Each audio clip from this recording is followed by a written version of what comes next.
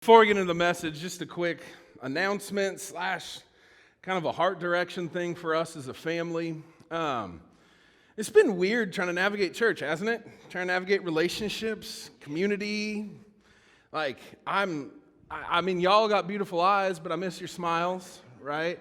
Trying to sing worship while breathing through a mask. I don't know about you guys, but I think my mask is like possessed and it's trying to choke me out while I'm praising and worshiping. It's like, it's not convenient. There's a sacrifice to be in relationship right now. But I'm okay with that. And it's been hard to come to terms with that. I was like, God, I can't wait till we get back to normal. A, what is normal, right? B, are we ever going to be back to what things looked like before? I don't know. You know, I tried shaking that little 8-ball thing. It's not helpful. So I'm just going to trust God. I'm going to acknowledge that I know these relationships are important to Him. They're important to me. They're a necessity in my healthy walk with Him.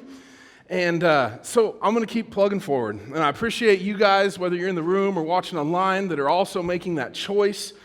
But in that, relationships have just been challenging.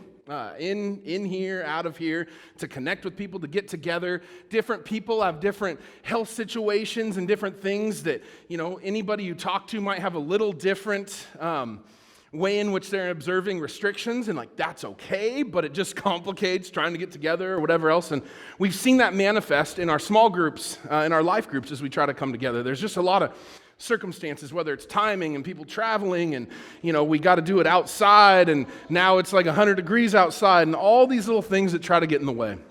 And so as a leadership team, what we've decided to do over the next 2 months is create a hyper focus on empowering each of you to engage in relationships in whatever way you feel comfortable in this time. So if that's like you still want to talk to the people in your small group and you want to come together and you want to gather and have coffee and have conversation, heck yes, do that. If you want to be reaching out to your neighborhood and have people over for a campfire, apparently if you live in Springfield, because I was told in Eugene you're not supposed to do that, but wherever it is, have a campfire in your backyard, socially distant, and have conversation. If you want to sit on your front porch 6 feet from someone and have a conversation and connect, whatever that looks like, we want to empower you as individuals because we trust you with your relationships and with what God's doing in you wherever He's planted you. And so we're going to remove some of the formal structure of how we've been doing life groups, the formal guide that we come up with every week, and we're just going to commission you to go be relational missionaries wherever God's planted you, with whatever people He's engaged with you, whatever that looks like. For some of you, that may be a continuation of what you're already doing. For some of you, this may kind of give you some freedom to be creative in engaging people in ways that maybe you didn't feel the time or the allowance to do so.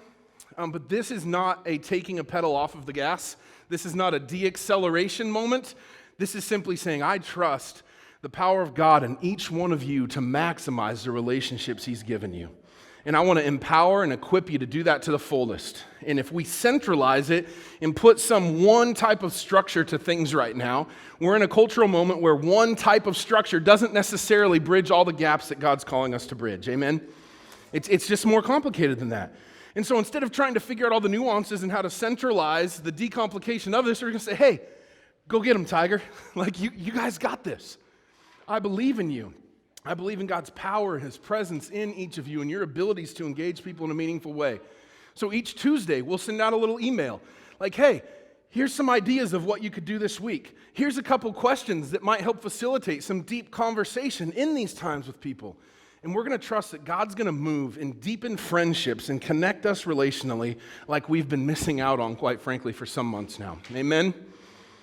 What's it all going to look like? I don't know, but God does, and we're going to trust Him. We're going to walk forward in faith and really just trust that He's going to build and deepen relationships through this time. So, some of you who've been wondering, because we send out cryptic emails about your life group, and hey, there's going to be some information coming out this week. That's your information.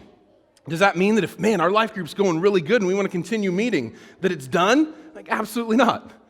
Talk to each other. Create a time, maybe that works even better than what our centralized time is right now. Come together, gather, care for one another, and see what God might do in those times. So that's the big announcement. I pray that God would cause your relationships to flourish, that He would empower you with His presence, that conversations would help you all to be rooted deeply in the living water that is provided by Jesus. Amen? So let's do that. So that's my announcement for this week. If you have any questions what that looks like, if you're mad at me for announcing that, let's talk after service. It's all good. My reach is only about, 30 inches, so you're safe if we social distance. I can't grab a hold of you. You can't grab a hold of me. It's a great, safe environment to have conflict in.